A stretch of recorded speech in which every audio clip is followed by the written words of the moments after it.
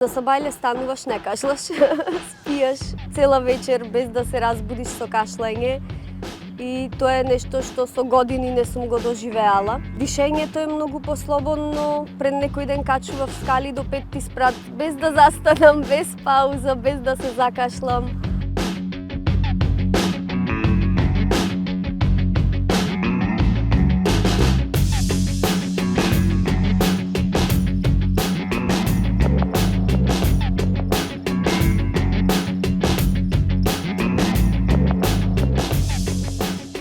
Да, денес почнува третата недела.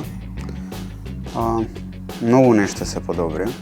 Значи, јас бев на кислородна потешка, сега веќе не сум.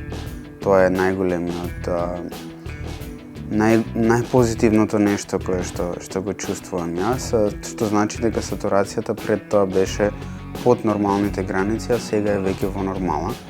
Мада тоа се чувствува и преку движење, преку работа и преку сите работи кои што, за кои што треба некое си физичко движење. Прво почнавме многу полесно сите да дишеме, ама не бевме сигурни дали ни се причинува затоа што имавме слушано од искуствата од други пациенти во другите држави или пак навистина беше едно чувство на слободно дишење без задршки. Искуствата покажаа дека навистина тоа што го имавме слушнато од другите земји, навистина се случува и кај нас за само еден ден да ти се смени животот комплетно.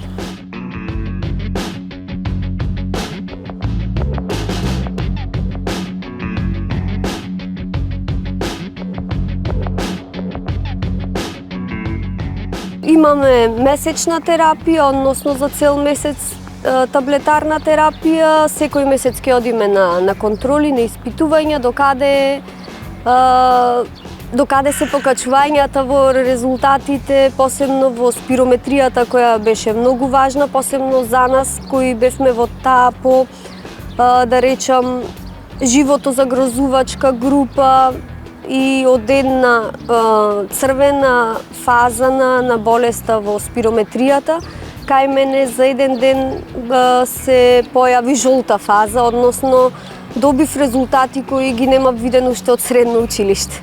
Иако поминаа само 7 дена, јас сум доста поактивен, доста посигурен, доста подинамичен, за разлика од пред тоа. Така да очекувам дека работата ќе ми се подобри во однос на функционалност и на квантитет многу повеќе. Личните бенефити кои што ги гледам и што очекувам да ги имам се повеќе на приватно ниво, а тоа е со семејството.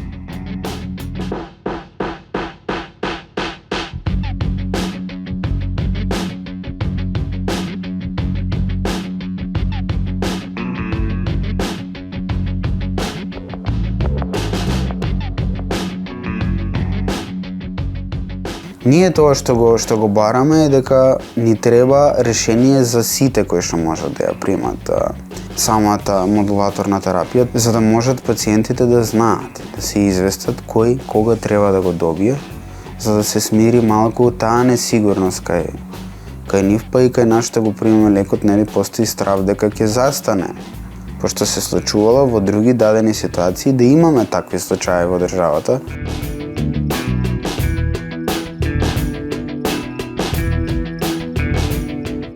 Да, ние сега планираме да ги забрзаме сите процеси кои беа во изминатиот период, кои ги правевме и досега. Меѓутоа, сега откако е изгласано одобрувањето на тие закони да може државата да преговара со производителот, мислам дека многу полесно ќе се добие подобра цена ако се преговара за сите пациенти. Сепак нашата цел е сите да бидат згрижени и да го добијат лекот што побрзо.